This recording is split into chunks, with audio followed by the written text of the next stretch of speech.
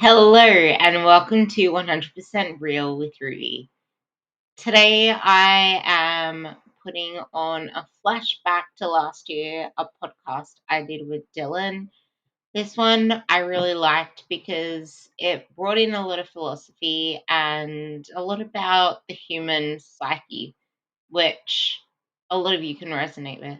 And the journey is like a roadmap. It's got your North Star. There are many different paths. We all start at different stages. So it never makes it fair to try to compare our journey with anyone else's. Hope you enjoy this episode. And here it is. We are going to dig very deep into just how much women's physiology is different to males when it comes to, I guess, fat loss, but also just the overall process and phasing in and out to get the end result. And it's going to kind of back off the last two episodes where most advice out there is great, but just not for you. And then we're going to go into some training stuff and how working on yourself is actually the most fundamental part. And by that, I mean the internal work, because you can have all your cogs lined up, but the engine is the belief in yourself. The engine is the way that your brain functions, the way that you go about your day-to-day life inside your own head.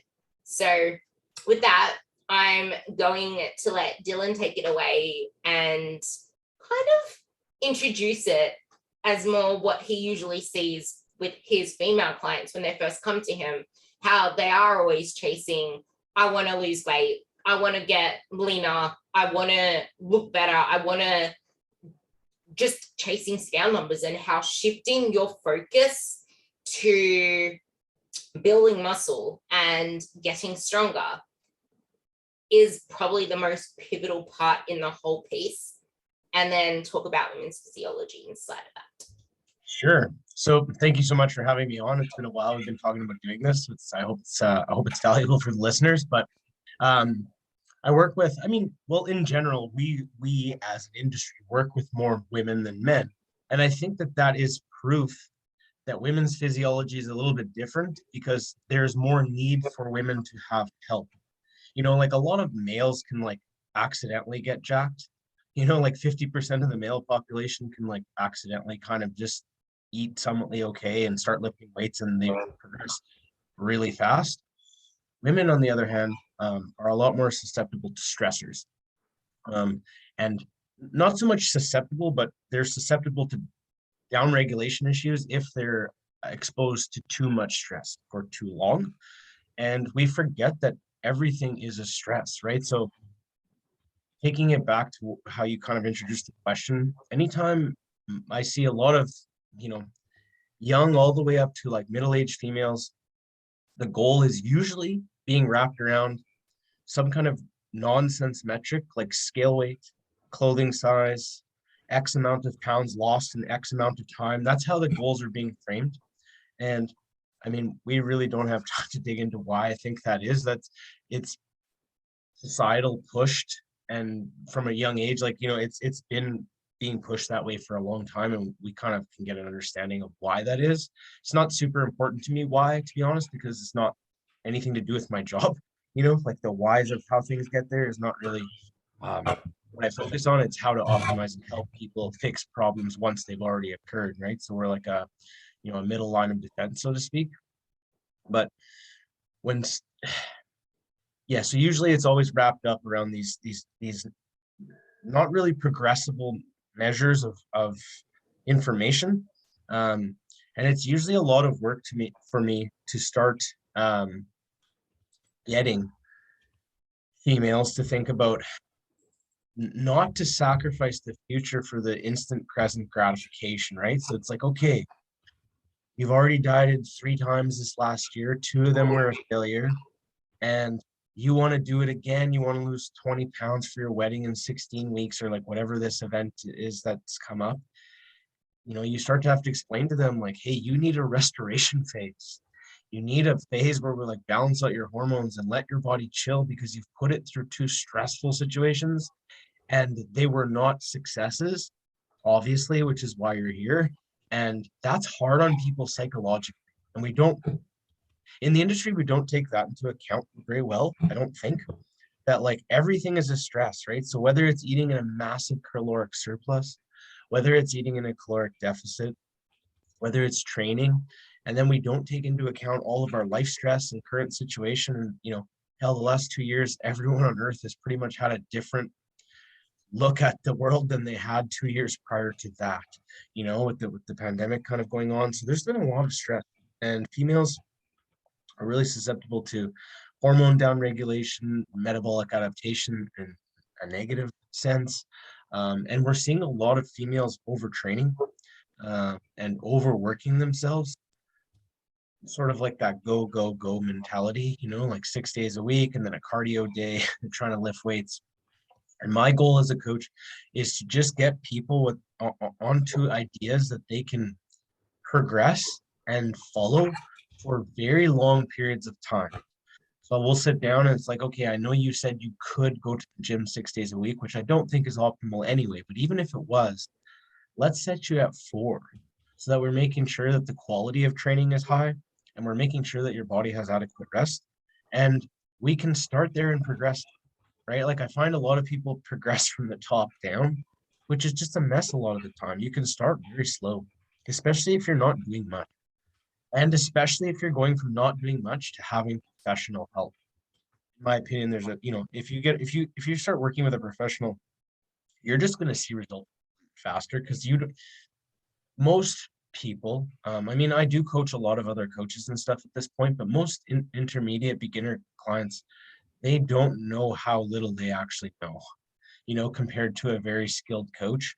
They might look at a problem and see one or two potential tools and or metrics to solve that problem, as where an experienced coach would look at that same problem and have like 20 or 30 different tools to potentially combat and work around that problem. So there's a lot of low-hanging fruit for people to pick off. You start getting people to like manage their steps, consistently track their food, focus on getting stronger in the gym, not just chasing sort of like how hard you can work. And so in my, one of the reasons why I think about some things differently, I think, is because we talked a little bit before we hit record here about how a lot of the advice in the industry comes from like athletes and bodybuilders, which is really good because we do want to be like the people that are the best at what they do. It's important to know what they're doing because you can't just say that it's not useful information. However, it doesn't mean that it's all immediately applicable to every step down the ladder, right? So myself, I was like an obese, nerdy child, and man, my entire life, like I was not an athlete. I was super overweight. And that I think allows me to look at things a little bit differently. And I've spent a lot of my time learning about as much about like neuroscience and animal behavior and psychology as I have fitness. And I use a lot of those tools inside of my coaching. And sometimes what bothers me is in the industry, we're coaching women like they're just small men a lot of the times. And that's something that I'm pretty passionate educating like clients and the coaches that I work with on my roster to stop doing that. Like all you have to do, like people forget that we are a species. We're actually a mammal that evolved. We're not just like some creation of a computer. So if you look at any other mammal species on the planet, any single one, there's different roles and different skill sets that are taken even between the genders of the species, right? Like if you look at a pack of lions, the female lions do most of the light to moderate work that is very repetitive. They do a lot of the stalking, a lot of the chasing, and then when it's time to take down a massive prey, that's when the male lions are useful, and they're mostly useful for that, reproducing and keeping away other male lions. So they don't have many skills or many jobs, let's say, or tasks, but they do have very different outlooks of their life. And just like women and men do in general, right? It's very cool because now, and I don't mean that men can't do things women can and vice versa. is just that our physiology, if we ignore the fact that our physiology is different and is going to take on different stress under the same circumstances between a male and a woman, we have to plan for that. And if we understand it, then we can sort of create the strategies to mitigate that extra stress and or work around you, right? So yeah, it like everything we want now in life is man-made if we think about it that way. Like we chase finances, we chase like physique goals, and none of that is actually like our body isn't naturally going in that direction. Our body doesn't know that we want to look better. All it knows is that we want to survive as a species. And because we're the ones that reproduce, we're the ones that have to look after the family, it's really important that out of everyone, us as females are acknowledging the patience that we need to get to the end result, because our bodies adapt fast. And it's like, if it was that simple, don't you think that you'd be walking around and everybody would have some beach body? But in today's environment, because money is such a big thing, people do whatever they can to sell their products. I'm not talking about weight loss products. I'm talking about Macca's, McDonald's, because you don't know Australian slang. Macca's. I'm talking about like the fast food joints that are literally everywhere now. We want convenience. Like, speed. Yeah. And I remember there being a study where there was like, you need to move more, and like the more that you move, the more that you burn, blah, blah, blah. But the reason that they adapted so fast was because they weren't feeding it. Like, if you want to do a lot of work, you need to also feed that. And where I wanted to tie that in is where you mentioned the overtraining. And it's like, overtraining is relative. Like, overtraining isn't really a thing. The reason that it exists as a term is like what Dylan said, we don't live as robots. We're not computers. We have a lot of different things that impact how we show up on a day-to-day basis, meaning we are under-recovered. Therefore, we are overtraining simply because our body's already stressed out going into that session.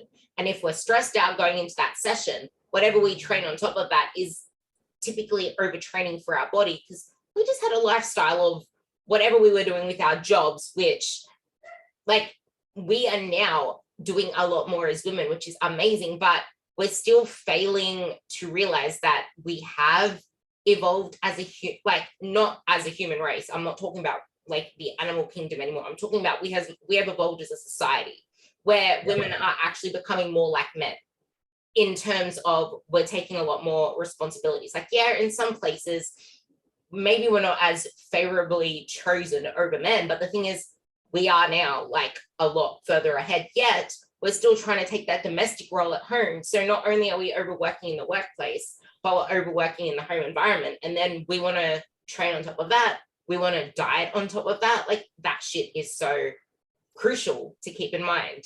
But you put up a post about this, and this is where I want you to take the next rabbit hole, is many people know deep down that they need a change, and they still repeat the same habits. They still fall for the same quick fixes. They still think that XYZ supplement is going to help them. They still put themselves through the same painful, exhausting cycle more often than anything. And they don't realize that, yeah, it's amazing on paper. Yeah, you're going to get results in 12 weeks on paper. But how does that apply to your life? And what's going to happen after? And the next time you go into the next fat loss phase, don't forget all those adaptive mechanisms. Your body remembers how to diet. It's going to remember the stresses you put upon it. So it's going to adapt even harder every single time because it's learnt that. So maybe you can like talk about that part now. Yeah, for sure. So I think the post you're referencing was a couple days ago that I made, and it was just because I work with people, long enough. I go through weeks of doing my job, and then I can see patterns, and I'm like, okay, there's a lot of people that seem to be struggling with this, and the concept is something like this. It's just really easy to make justifications as to why you should double down on the same faulty tools and use of faulty tools that have not worked in the past, and or a justification to do nothing. Like as if someone or something needs to be placed into your life to make progress forward. So like as an example, we hear a lot of times like, oh, well, when I get done school, then I'll have my full-time job and I'll know my hours and I won't have homework. So then like I'll be able to make a routine to go to the gym. I'm telling you right now that there is no point in most people's life where things will just kind of work really easy. Like I don't know if I could be alone here or more alone than I've understood, but I think like as far as your fitness goes, because so understanding a little bit about psychology and understanding a little bit about some of the societal effects that have gone on in the last 50 years, especially into our food systems, I think people need to start thinking about exercise and nutrition like it's their number one do or die thing. Like, I don't think you can just sort of like, well, hopefully I like one of these spin classes and hopefully I find something I like.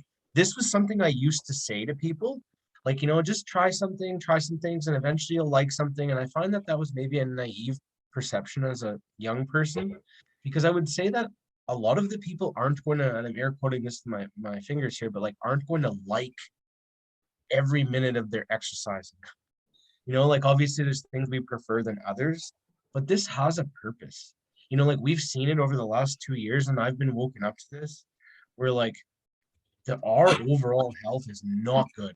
If we were getting a report card as a globe, as a society, and hell, like I'm in North America where it's probably the worst, we are not, we're getting like a D minus, as a whole for our overall metabolic and just mental health. It's not good. So we need to start thinking about these things as not as like optional. Like we evolved to work, like it wasn't that long ago, like 2 or 3 people ago, like that's not that long. Like most of our grandparents, like they lived a very different life on earth. And, sometimes people accuse me of talking too much about the past. And it's like, well, no, I understand that people aren't going to haul their water out of a well now and stuff because we don't have to. So I get all that. But if you don't take that into account ever and understand how that's going to influence the present, I think we're missing out on some tools, right? So like not sacrificing the future for the present is something I work very hard with my clients, specifically females, to give up. It's like, hey, maybe we're not going to lose weight for like, to be honest, 6 or 8 months, like on the scale, but maybe I can double the load of all your lifts. And this is quite common. And maybe we can improve the form like 50%. Maybe we can get your blood glucose like 25% more regulated, better regulated. Maybe we can get your resting heart rate down 10 or 15 beats per minute. Maybe we can improve your sleep quality.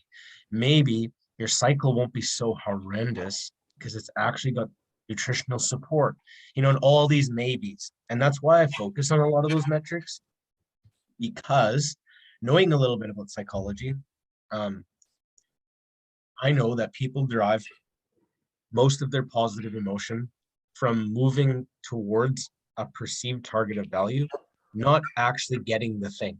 So, but we oftentimes think like, okay, I'm going to lose this 10 pounds and then I'll have what I want and or be happy, or 20 pounds, like whatever the kind of my benign goal that we see being set. And it's like, actually, no, it's taking responsibility and moving with tactfulness towards the goal of value in a sustainable manner, and one that you can maintain and sustain those results that you've gotten over time, not just get them and have them slip through your fingers like quicksand, because that's what most people do, right? They rush through to the finish line and they haven't built the structure that can sustain the trip. So it just burns up going through the atmosphere.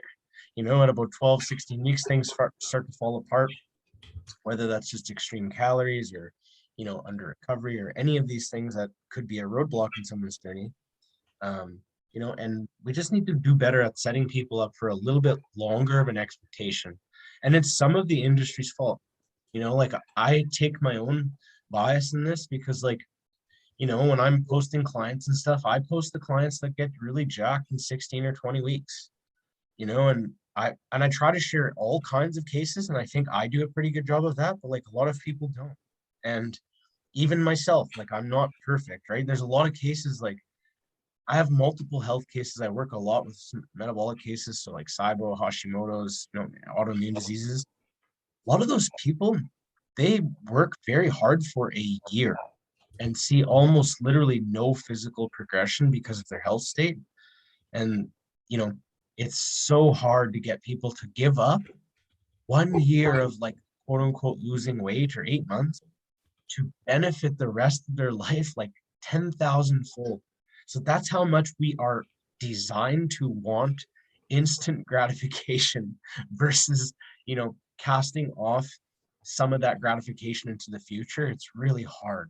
But when you can, I do want to say just there, this is exactly why I mentioned at the start that it is so important to put the inner work first, because if you like you said, the training and the exercise is the pivotal thing you need to focus on, not only for your health, but for everything else in life. But the thing is, if you need to train a certain way and have your nutrition in a certain direction, it's not always going to be bells and rainbows and sunshines. And this is why you need to find happiness outside of that. Otherwise, you're going to sabotage yourself in both binge eating, overeating, falling for friggin' junk food wherever you can because you're trying to quell a hole in your life. You always will go to the nutrition, the exercise for that. That's how I fell into my disordered eating. I felt like it was the only part of my life that I could control. And because I have an obsessive tendency, like there was no way I was going to get out of that eating disorder. There was no way I was going to fix myself to a point where I was going to avoid close death if I didn't shift the focus. I couldn't just stop going that way. I needed to place that obsession elsewhere.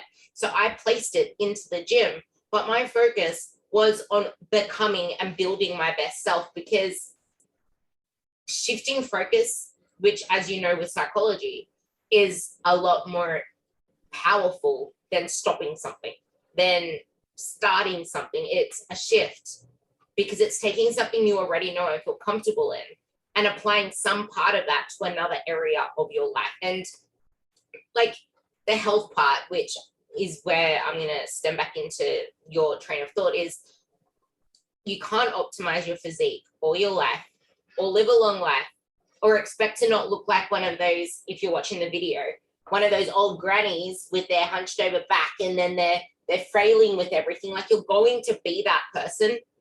You're going to be that senile person who has like memory loss, all that stuff, if you don't optimize your health first, because you can offset that disease. You can minimize the impact that aging has on your body by looking after your exercise, by looking after your nutrition. So this is why the health markers matter for those that do not know about the blood glucose mattering. Like I may not be asking people for their blood glucose because you get that in your blood test, but your heart rate, that shit matters too, because anytime that any of these factors are out of line, your blood pressure, that one I do try to get people to get. It's a stress on your body. And if you have this stress on your body, you're not going to be able to build muscle properly or burn fat properly. And you're not going to be able to eat more food and build up your metabolism. And you're not going to be able to enjoy the carbs, enjoy the chocolate, enjoy the ice cream without it having a negative impact on your health, because your body's going to respond to it in a more exaggerated way because it hasn't built those buffers of health. Back to you. Yeah, well, that's a good point, because a lot of the females I work with who buy in, let's say, because we've talked enough about how it's difficult to get someone to buy into this kind of way of thinking for a variety of reasons.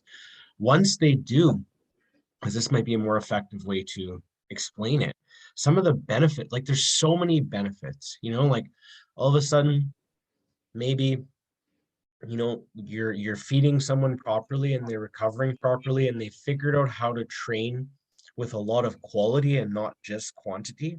So maybe it's less quantity but way higher quality, whether that be intensity, whether that be forms, load, probably all if they're working with me anyway.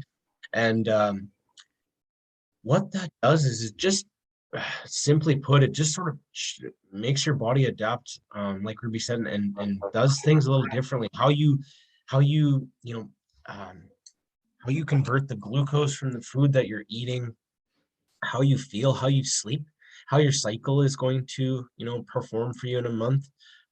Sort of what happens when you go out and have a, like a nice dinner out with your significant other or something. All of a sudden you went out for a nice dinner, you ate what you wanted, you didn't stress about it, and the scale goes up 2 pounds, and then 2 days later it's back to normal. That's a healthy functioning metabolism. The thing is I had every eating disorder in the book, and I did the bikini girl diets. I lost 150 pounds, and I didn't do a lot of it very, not the way I would try to tell someone to do it now, put it to you that way. But I would be that person that would like go and eat like not that bad. I would go for dinner and, have a nice sized dinner and, a beverage, and I would be up like 8 pounds. My metabolism would just freak out. And 2 of it would stay forever. So like that's how metabolically downregulated a person can get. And once they start to be able to see that, like, man, my physique, the scale number, because I'm notorious now. I have enough clients that, at least locally, I'll take someone and I'm really good at recomping people. So like they'll weigh more after 6 or 8 months of working together, or around the same, maybe slightly less. But if I put the two pictures side by side, most people would tell me that, they would prefer the heavier physique, not knowing that if it was heavier, they would have said not for themselves. Like it's weird how you can show someone a picture and you're like, tell me which one, like, what do you think looks better? Almost anyone will point to the one that's in better shape or has a little bit more muscle mass and density, unless we're talking like outrageous bodybuilder stuff. But I'm just talking general, fitness kind of muscled people. Almost everyone will pick the little heavily muscled one with a little bit more definition and the stronger physique, and not knowing that it's probably the heavier. See, I think this is something that you can touch on, and I might actually get this girl to listen to it as well. But like, people have an ideal of what they want their body to not look like and look like. Like, I don't want to have these dimples on the back of my legs. I don't want to have this cellulite on my legs. I want legs like yours. Like, I have a lot of people saying, how do you get legs like yours? And they're in a place where all they're trying to do is diet. They're not realizing that you actually need to feed up. I may not look like I'm eating a freaking lot, but I did at one point get to a point where I looked like I had more fat than muscle, because I was actually going through the phases. Like, I've been doing this for 7 years. How long have they been doing it for? Like, to get that body that you want, it has a lot more muscle on that frame. Muscle weighs something, and the same amount in like look of fat and muscle, the muscle weighs a lot more. Like, 1 pound is a pound, but this pound is that big, and the muscle pound is smaller. So think of it that way. And muscle actually gives you the right shape. I did a proof on this ages ago, where the more fat mass you have, that's the rumply stuff. And I'm pretty sure that at one point I had little dimples on the backs of my legs. But the more muscle that I built, the more the muscle pushed against the skin, and it created that tight effect. That is something you need to realize. If you want to get rid of cellulite on your legs, you need to build a shitload more muscle there, because your legs are the coldest place to live. And cold things don't burn fat well. Build a lot more muscle there, and they're going to be pretty damn warm. Like, my legs get vascular when it's hot. That's the muscle mass that I've got in my legs. That is why people say, I want your legs. Yeah, well, why are you dieting so much? Why are you so... This is the thing that I always hear. My clothes are getting too big. My jeans are getting... my clothes are getting too small. My jeans are getting too small. They're not fitting around my legs. I'm like, you need to build the muscle, which means they're not going to fit in your jeans. But when you go flaunting your body in the bedroom naked, or when you go flaunting your body on the beach in a bikini, you're going to look like hot shit. Like, like, you need to be willing to understand the process that gets to the body that you want. You need to know what it takes. And trust us both when we say this, chronically dieting is not going to get you there, especially as a female, because we will actually put on a lot more fat than a chronically dieting male who just looks, sorry to say, but anorexic. Like, it's like you literally just look like a skeleton when you're a dieting male over dieting, because that's the way it goes. And yes, that is exactly what the Auschwitz people were. They were all males, and that's what they compare females to. That literally just clicked now. I've never realized that before. But it is so much easier to get to that state of being as a male. Like, yeah, okay, we will get there. That's why I was there. But it's a lot different when you bring in all the life stresses. It's a lot different when you're trying to build muscle. You will look like that scrawny person, but it's a lot different. So I'll let you explain why. Yeah, well, one of the things that I actually I pulled up on my phone, because I have some notes in my phone that I send to clients when they first start up with me, only because I have dealt with the same sort of interjections, or people putting stop signs up for so long. I've written up things so well to be able to kind of, how do you say, overcome their objections, like ahead of time, knowing that they're going to happen. So like anytime I sign up a female, I say, I'll read this too. So it says, we have to feed the goal. In my experience, most people say they want to lose weight and tone up. That's an oxymoron, because it's sort of impossible / not exactly what they want. I'm not sure of too many people who look in the mirror and say, you know what? I love the shape of my body. I wish it was just smaller, like exactly the same, just smaller. Take a water balloon and fill it up as much as you can. Now look at it. Take a quarter of the water out. Still looks the same. It's just 25% smaller. Folks actually want to change most times, and that means building muscle. Building muscle requires a progressive stimulus and calories. I love that. Like, if you're looking towards athletes, you need to realize that they're actually fueling their goals. Like, when I was doing my half marathon training, maybe we can both bring in some of our experiences with this, because I think people just let things go. I've realized people let things go over their head until you bring in your own experience. But when I was training for my half marathon, yeah, okay, I was running 40 kilometers a week, but I was eating a shit ton of food. And my carbs, I'm not even running anymore. And I'm actually eating more carbs now than I was back then, because my training warrants it. You need to train. I mean, you need to match your nutrition to your training. Like, people think that they're two different separate elements. No, then they're really not. Like, your nutrition needs to match both your lifestyle and your training. And then the in-between is what your goal is. But like, my carbs are 400 grams almost now. I just upped them to 380. And when I was doing my half marathon training, they're around 320. Like, I'm on this, I was actually having a lot more protein then.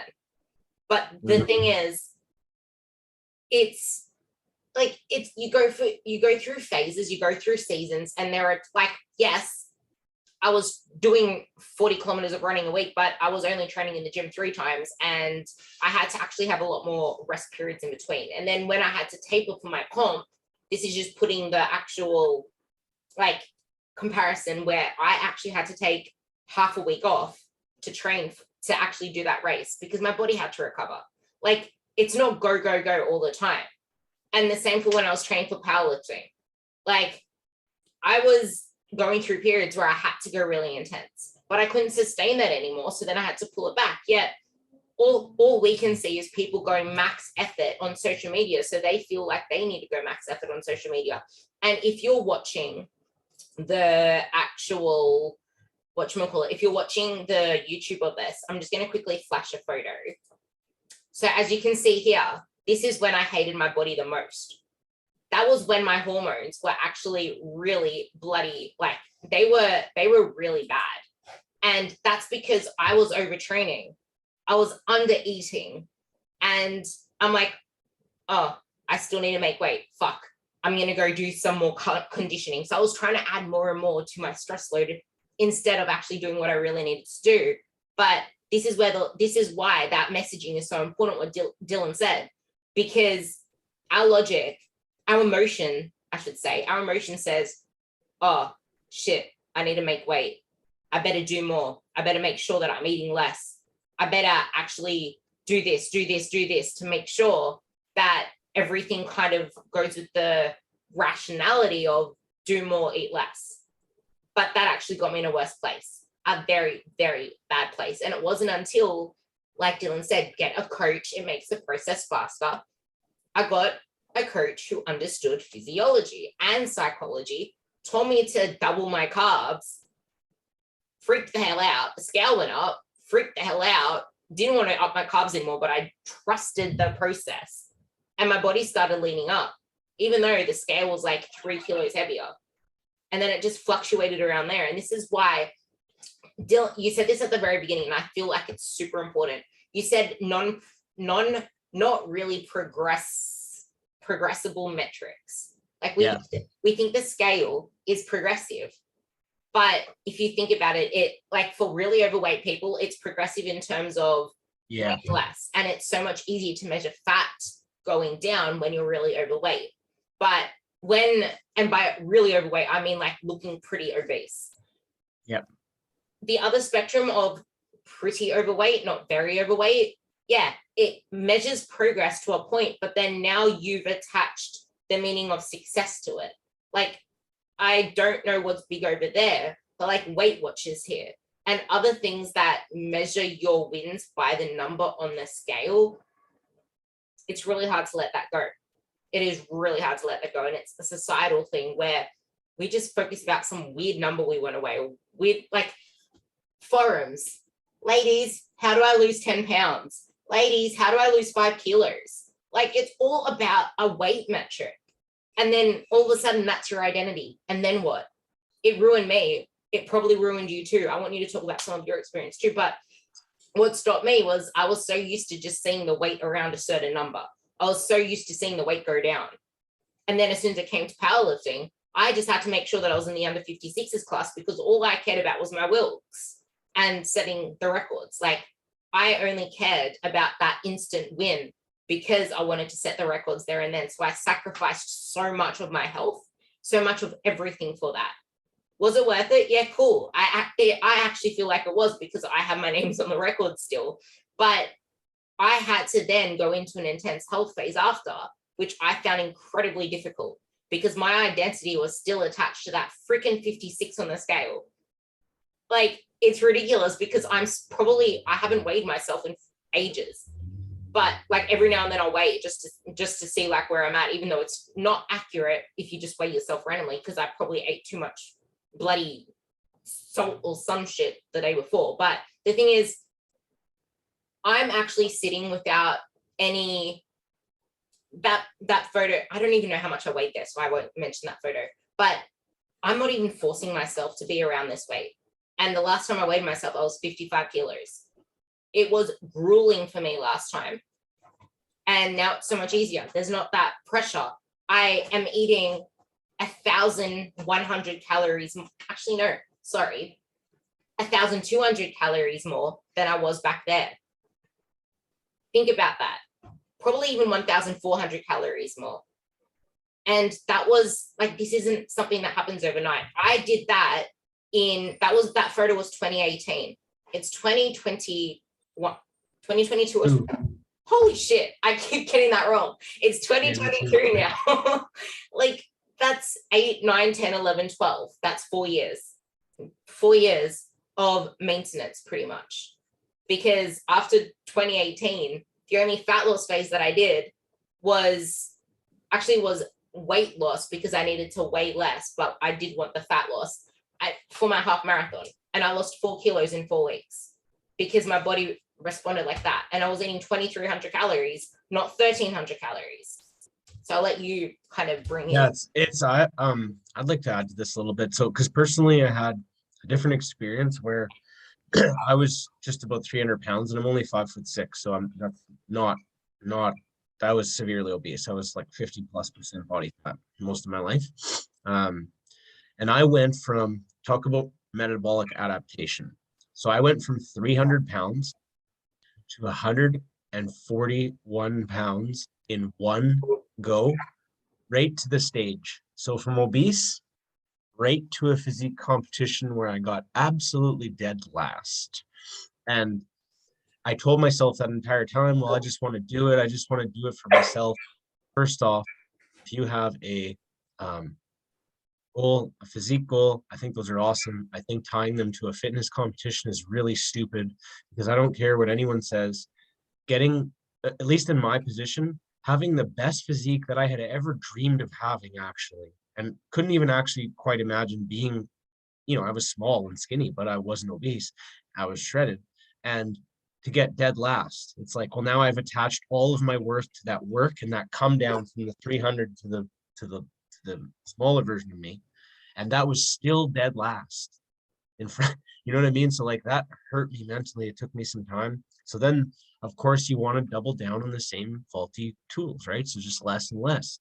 And I can remember for like 3 or 4 years straight, I was quoting this, but like trying to gain muscle while eating like 1,500 to 1,800 calories as a young male. Like it just was not near enough. I was having a lot of hormone problems. My energy and libido were trash. And the reason that this, like psychologically now knowing so much better, whatever the target of value is that we pick, that's where you're going to seek positive emotion. So if you tell yourself, hey, I want to lose 25 pounds in this amount of time. And this is why females hate checking in with coaches, because they will get up in the morning, go to the scale, and they step on it after they use the washroom, and their brain is already associating the number being lower on the scale as worth something, and not being lower as worthless. So if it doesn't happen, which is like a fluke that it does every, when you're dieting, it's like to get that number on your check-in day be like lower is not always going to happen week over week. So you're setting yourself up to derive no positive emotion. Positive emotion is the thing that is going to keep you going when you don't want to, because you know that there's a delayed gratification coming because of the plan. So if you have no positive emotion, all you're relying on is willpower. And it's not if that's going to break, it's when. And that just depends person to person. Like my willpower is honestly very strong. So that's why I was able to even lose that much weight and not, I actually am one of the few people, which is probably why I ended up doing this as a profession, to not have any regain. Like, I was obese my entire life, and I thought I was supposed to be that way through my religious beliefs. And just that's the way it was, because I grew up in a very small place. My whole family was obese. Everyone kind of told me like, that's how we are. That's how God made you. So like, I never tried to change it one time. Like I wasn't this, 20 like obviously I didn't like being obese as a young adolescent teenager, but I just thought that's the way it was. And I had to learn how to play the cards on earth that I got. And after my accident in 2011, I fell 5 stories and I broke my spine and both my heels, my left ankle and my right elbow. And I had like, I was pre-diabetic. I had high cholesterol. I was like a 20-year-old male, and it was brutal. I thought like this is not good. Like I'm way too young to be on a bunch of pharmaceuticals and stuff. I literally started, just doing some basic research, and then I started trying to make some effort and some habit changes. Once I seen that I could lose some weight started coming off quickly once I changed some very poor habits to even more great habits, but even better. Anything was better than what I was doing. And I realized like, holy shit, I can maybe actually do this. But I used those so much willpower. And as a young single man, my life, like a 21-year-old man, like I just had to work and worry about my apartment flat being paid and my truck. Like I lived by myself. I didn't have a family. I didn't have a career. I had a job. Like that's kind of this added stress. It's called allostatic stress load, where like everything in our life is a stress. And when you're trying to do this with a couple kids and a husband or a career as a working woman or anything or man, you have to have a better plan. Otherwise, you're just really not setting yourself up for much positive emotion along the journey, and or you're not really setting yourself up to own what you've gotten. You're just going to rent it, and then it's going to slip away, and that's very painful for people. People are trying to chase these end results in these points in time. That's actually a really good thing that you mentioned at the start. That was the first note I took, because I did the same with chasing. I did 8 bodybuilding comps in 2 years. 8. And yeah, it was really bad. That's why I ended up like that person. Like you saw, like Yeah. you see me now. That like I'm so far from having that much belly fat. Like I hated my body so much there where I actually would never wear a crop, but I had to for the photos. Anyway, so people are trying to chase these end results, these points in time, a timeline, thinking that like they think it will help them and it will get them like this happy place, this confident place. And it's now one of my sayings where it's, I don't know, I think you do listen to Chris Willicks, where if you make yourself miserable on the way to a goal, you are never going to be happy there. And it's almost like having a road trip with your family and you're bickering and arguing and fighting with your husband, your partner, your kids, the whole way there. You're going to get there and you're going to feel like a sour bitch. Yeah. Like you wanted to get to freaking, I don't know why I feel like saying Jamaica, maybe because of Manifest. You want to get to freaking Jamaica and you hated the whole trip there. Maybe your plane exploded and then you came back 5 years later. You'll get the reference if you watch Manifest. But like you're going to hate that. You're going to hate that end destination because the whole journey was shit. You got sour food. All you have is a sour taste in your mouth. Regardless, like think of it in both those situations. Now you're just going to want a holiday from your holiday. You're not going to be happy there. Yeah. Think of it that way. Like, especially where like every single time I go on a holiday, which is very rare, but the last holiday I went on, which was March last year, I needed a holiday from it. I loved it. It was amazing. But there was so much chaos going on still. Like, we never allow ourselves to slow down. And if we don't slow down and appreciate where we are right now, we don't appreciate the past where we've come from, we're going to always want to escape our daily lives. And that could be through food. That could be through still chasing the same faulty tools that haven't worked for us. Every single time I have a conversation with someone, I come up with these amazing analogies. So I hope that you actually write them down and try to make a link with my situation to something that happened with you. But so many people need holidays from holidays because they're still busy as hell. They're still trying to do too much. They're still trying to put too much on their plate. And the same when you get to any goal. You're still trying to do too much. You haven't slowed down. You haven't taken a step back to actually ask yourself, what do I really want from this? Well, one of the things I've found too is a lot of us, including me, and man, I did this so much. So I'm not speaking from moral high ground. I'm speaking from experience.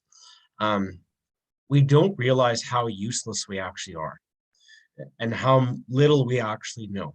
So like if you're in a position where you want to lose some body fat, change your physique, you have an athletic goal, and you're not very experienced, and you've never really attained what it is that you think your potential is and or what you want, you're probably going to have to set very benign goals that make you feel like a little child. And that's why you'll make a justification as to why you don't want to do them, but you should. So like, for instance, like if I ever tell someone like, hey, maybe like you're in a position where like we need to take some walks after meals, like 3 or 4 times a week in the evening. We need to make sure you're getting your water in, and we need to make sure that you're hitting one to 2 workouts a week. And we're just going to start there. And, and depending how far someone has to go, but and what their goals are. And then the response to that is almost horrifying all the time. It's like as if you're telling them to do something of tremendous effort because they fight the fact that like that's not enough. And it's like, yeah, but you're not doing this basic amount now. So that would be in addition to what you're doing, because like it's not about what you can do really hard for 2 weeks. And if I had a piece of general advice, it's figure out how you're going to figure out how to keep this in your life forever. And like, I wish that I had paid a little bit more attention, because what happened to me is I did this for like 6 years, and I was at a point where I was burnt out from fitness because I lived like this. It's how I understand how to help people so much. And I took a couple of years off, like with social media and everything. I didn't really, I was doing my supplement source stuff, but I wasn't doing much coaching or anything like that. And I just basically developed my psychology. Like that's all I did. I did a lot of therapy. I am very obsessive. So I studied a lot of psychology. And anyway, all of a sudden, when I started to get very serious about my fitness about 18 months ago again, not that I wasn't serious, but where I really started to I had laid out some concrete goals with this new sort of me, this new being, this new mindset that I'd created. Um, I realized that, like, wow, I don't really have these internal tyrant dialogues going on about food, or like how hard I worked out today, and like all these weird things that I used to obsess about were just all gone. And I was like, this is so quiet in my head. It's so peaceful. And of course, like if I get pissed off if I, have a week where I only hit a couple workouts, it's still like, let's say, bothers me, but like I don't punish myself, or like it's just so much nicer and more pleasant to understand that you're gonna have peaks and valleys, and you just learn to do the best you can in spite of your situation, not instead of, right? And that's kind of that looking for, how do you say, a justification, when I get this thing, when it's that time, when it's the new year, when these people do this, then I'll be able to do it. No, just figure out how to do something now, even if it's not what you think is going to be the plan to get you to the goal line. But get in the ring, get on the field, and get out of the stands and start doing, and do something that you can actually do with the skill level that you actually. I love that bit. Get in the ring and do the thing with the skill level you have now. Like, meet yourself where you're at.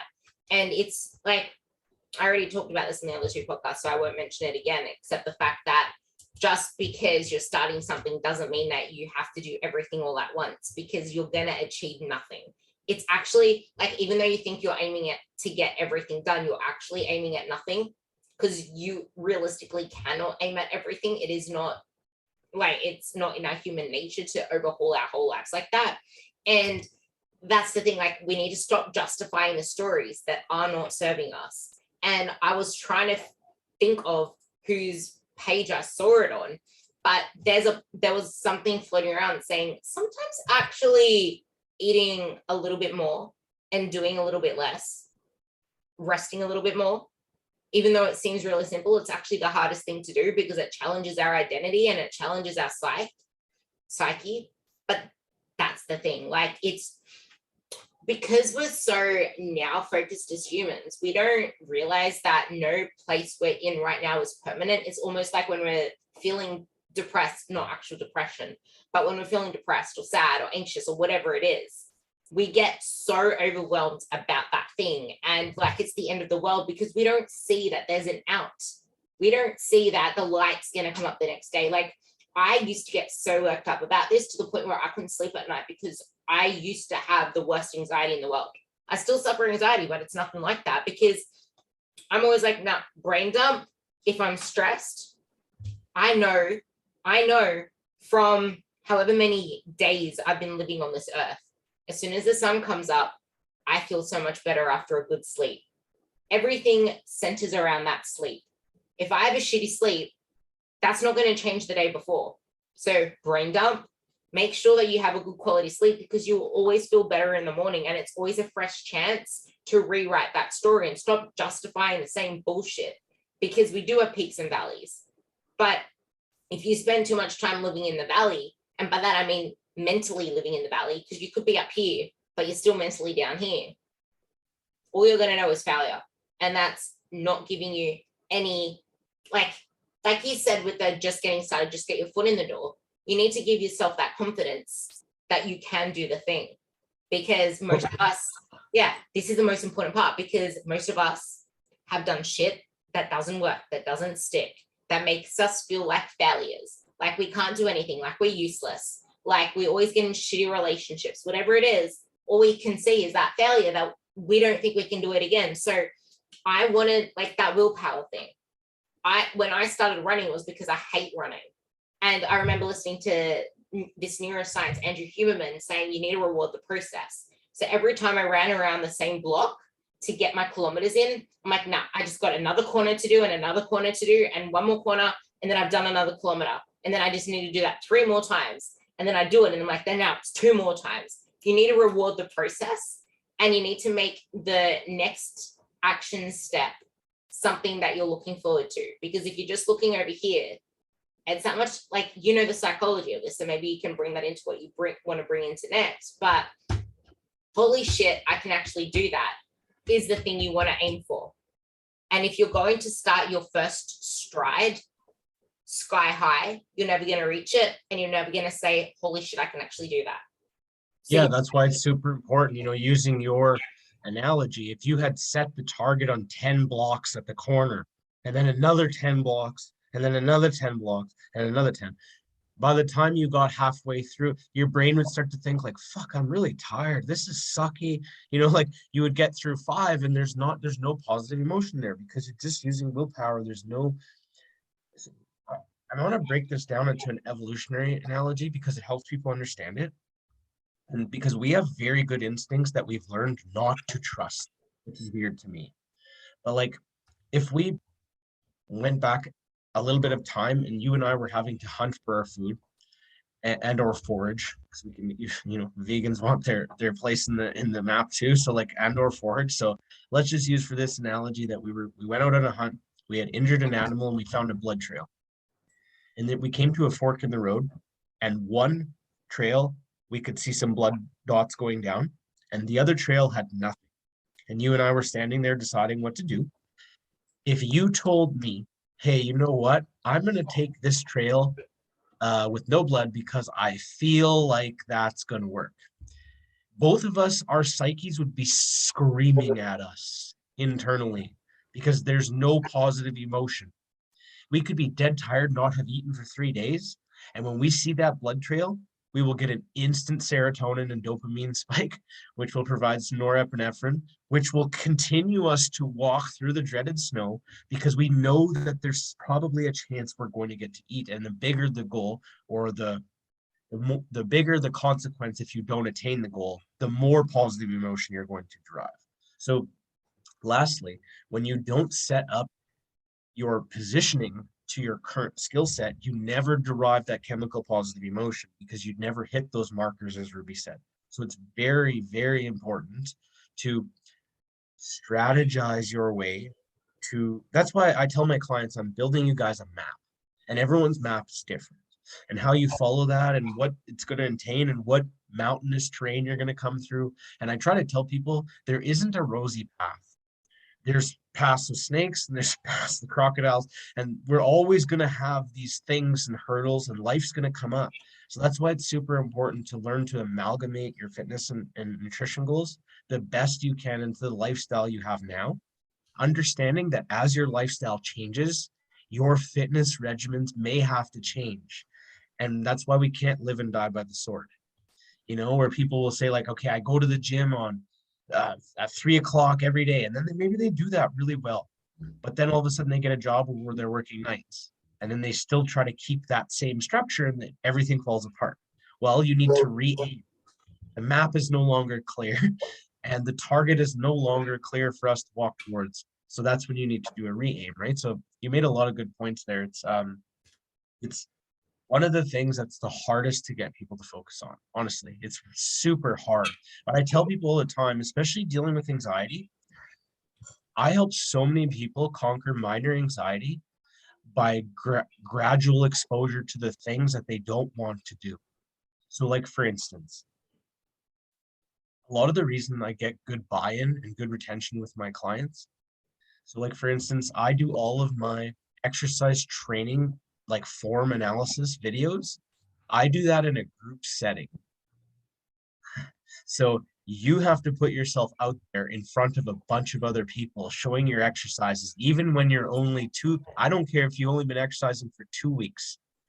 And then when I give you a progressionable target and I say, look, because I progress everyone differently, right? So if it's an athlete, it might be like a load-based goal, a very specific mechanics-based goal, all the way down to someone's just learning how to lift. And I'm like, hey, we just need to move our arm here. We just need to adjust this here. And then I'll tell them, I want to see it next week. Show me.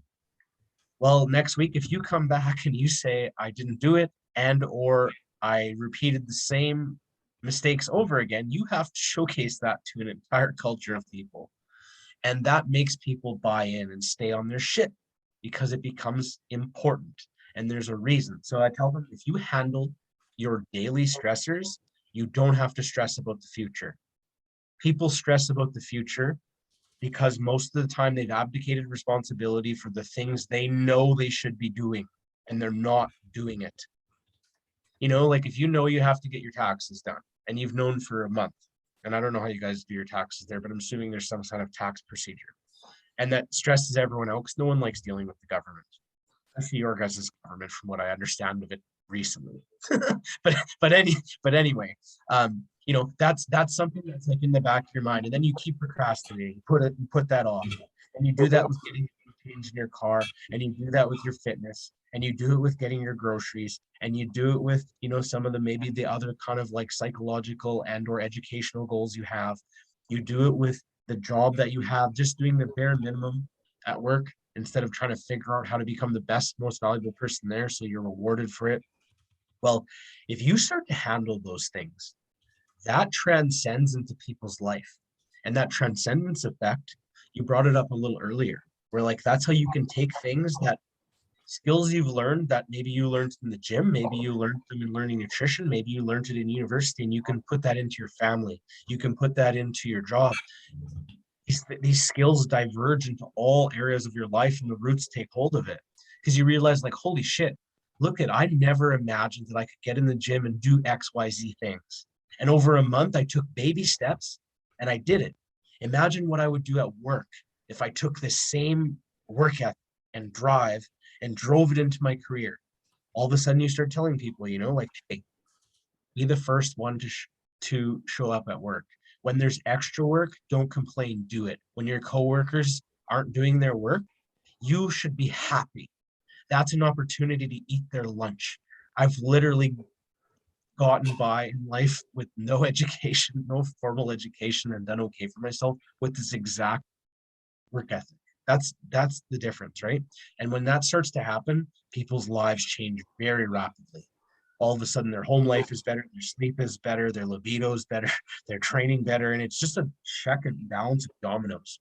Usually if I can get someone to buy in for 6 months, their life has changed at this point, which is really cool for me as a you know, a functional health coach. It's one of the most rewarding things about my job. It's never mind seeing all the physical result, you know, like, okay, that's really cool, someone got jacked, but like what they did with their life because they learned how to manage their psychology, their physiology, and their work ethic. Wow, that's it for me. There's so much I want to say to try and sum all this up. There's just so much. Okay, so the map thing I love because I'm like, you're following a map. Everyone has a different location. Everyone has a different starting point. Everyone has different shoe wear, different clothes, different car, whatever the hell it is. Everyone has a different size map, whatever. You can't see ahead of time because you haven't yet traveled it. There are obvious roadblocks and landmarks and things, you know, that will pop up, but there's a lot more that may come up, and the maps don't take that shit into consideration because think about it. The map is like biology. It's what our evolution tells us about, like, well, it's what science tells us about how our bodies react to certain things, muscle building, our journey, fat loss, whatever it is. We have that on the path. But all the other stuff that society puts in the way, environment, politics, relationships, all that shit, we don't see that along the way. But we still have to take that into consideration. North is north. You know where north is. The destination isn't clear at the moment because you come into it with preconceived beliefs that you want this weight goal, that you want to lose weight, you want to lose this much or be this weight, but you're still traveling north. But the thing is, you're going to learn, you're going to experience, you're going to go backwards, you're going to go forwards. North is still north, and it gets clearer through experience, through traveling the distance, but nothing's going to get traveled if you want everything to be perfect. If you want everything to be spick and span, no struggles, no bloody wolves coming at you, like you're never going to travel, you're never going to get clear on that north, and you're never going to travel forward. Because when it's blurry, it's easier to say, I'm not really sure I want it. But once it becomes so clear how you want to show up, how you want to feel, how you want your life to be, your mind, your body, your social life, your relationships, your emotional stability, when you get clear on how you want that to look, you're more likely to keep going.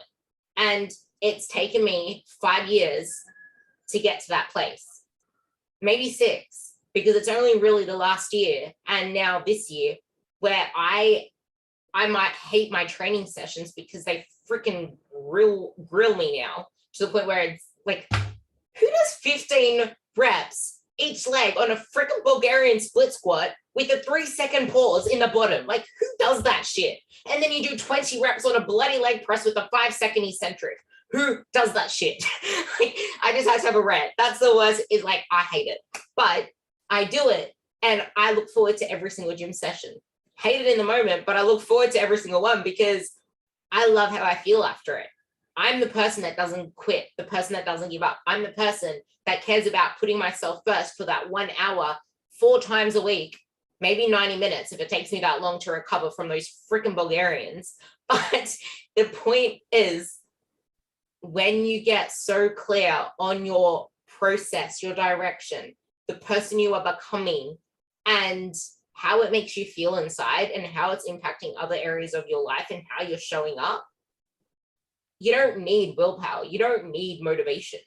And you don't need to worry about having a day off or having something sabotage a few days of your week, because you know that you're the person that's going to get right back on track because of the things that it brings you.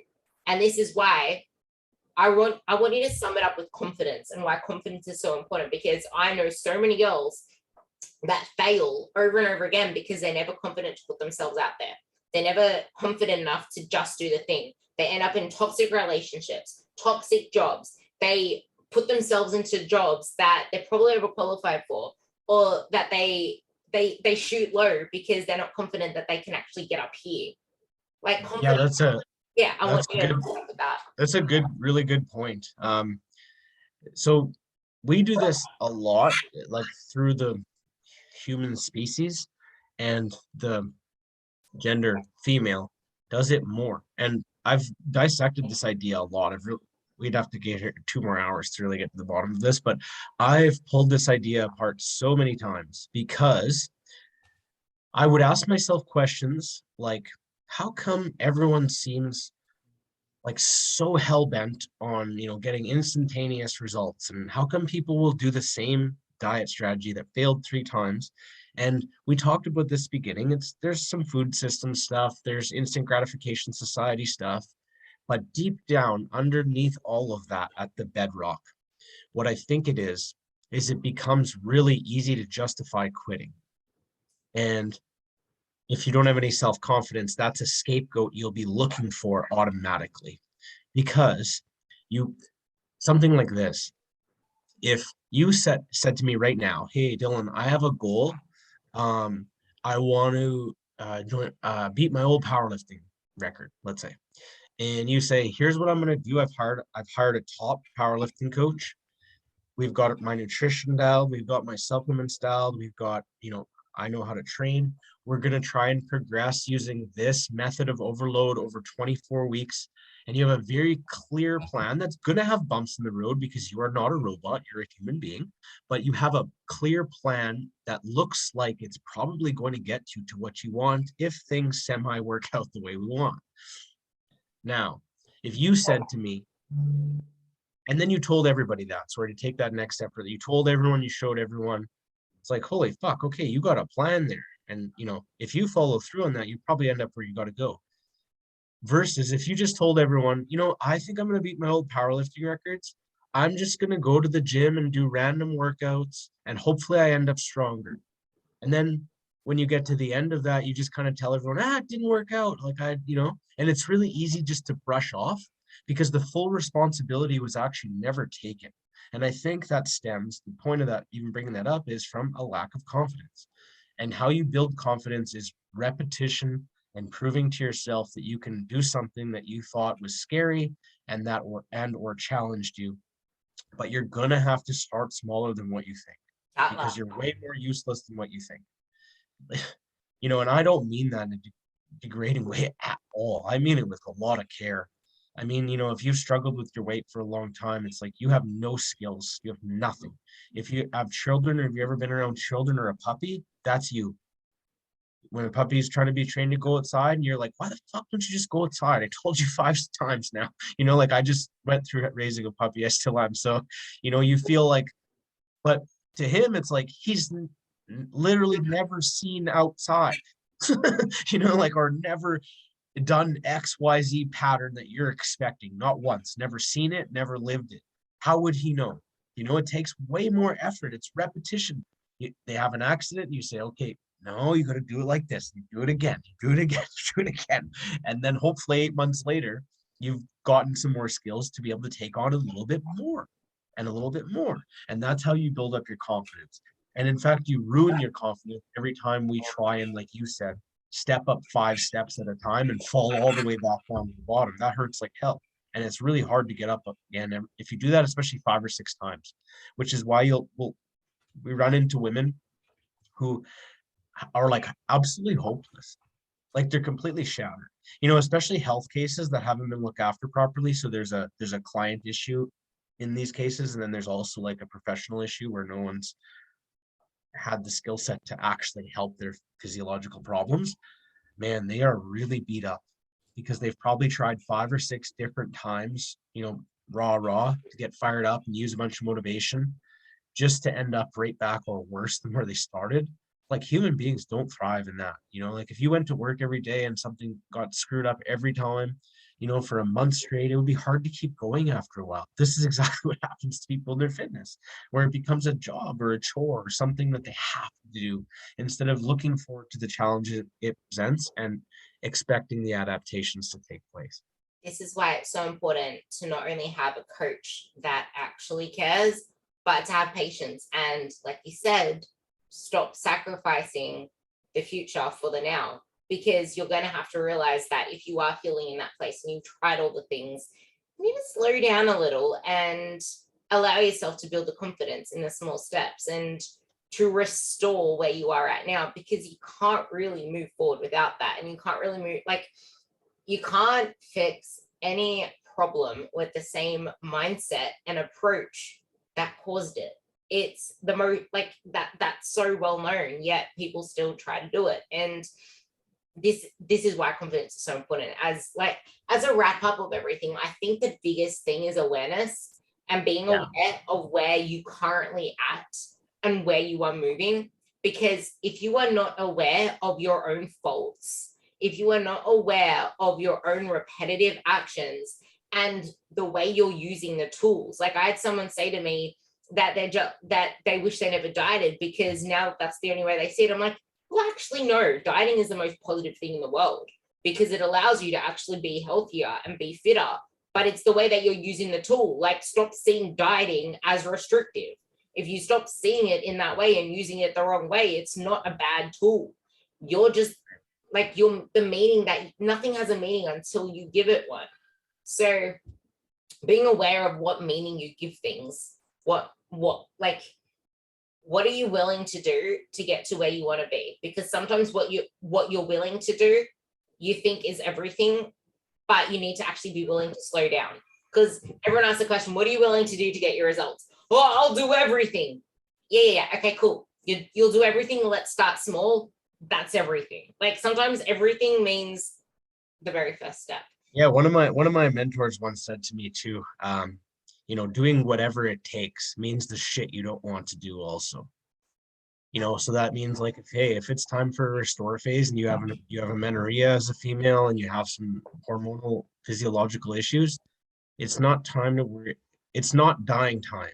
That's what time it is. It's not time to lose weight. That's a benign goal. It's like there's things that take precedence, and that's what doing whatever it takes means. Not just being willing to do cardio after work every day to lose X amount of pounds. That's not the full picture. I love that. That's so true. Yeah. That pretty much sums it up in a nutshell. You actually summed it up really well. I'm going to leave your Instagram below. Is there anything else that you want to put down below? I do want to say that it's funny because Dylan actually owns a whole shitload of supplement stores. And I don't think we mentioned once a single supplement in this whole conversation and how you get your goal physique, because none of that shit matters until you have these basics in. And the only things you need are the basics that everyone pretty much should know if you follow either one of us, which is magnesium, your vitamin D. Vitamin D is like crucial. You can take creatine if you want. multivitamins help. I don't know whether you also, whether you say omega. I don't force any of my clients to take anything because I am who I am. A lot of them do because they're coming to me to like learn about this and it's interesting. But if someone was like, "Hey, I want to take a glucose disposal agent," and they haven't even nailed down hitting their carbohydrate timing and amount in a day, it's like, no, it's not time for glucose disposal agents. It's time for just eat your glucose when you're supposed to eat it. We'll do that first, and then we'll figure out how to dispose of it. What a perfect way to sum up. Like that actually sums up this whole conversation. Perfect. See what we mean? See what we mean? Like there is no point trying to start at step 5 if you haven't started at step 1. You need to know and be aware of where you are right now, what you need for the next step to keep the ball rolling, and make the small wins, get the quick wins, but also fail and be okay with failing, because failing means you're trying, and people need to get a better relationship with that. So with that, is there anything else that you want to say? So no, that's I just want to say thanks for having me on, and if you want to do it again sometime, we more than likely can. I'm sure if there's a desire and or a want for that. So yeah, just thanks for having me on, and I hope everyone enjoyed. That was awesome. Thank you so much. And I will leave Dylan's Insta below.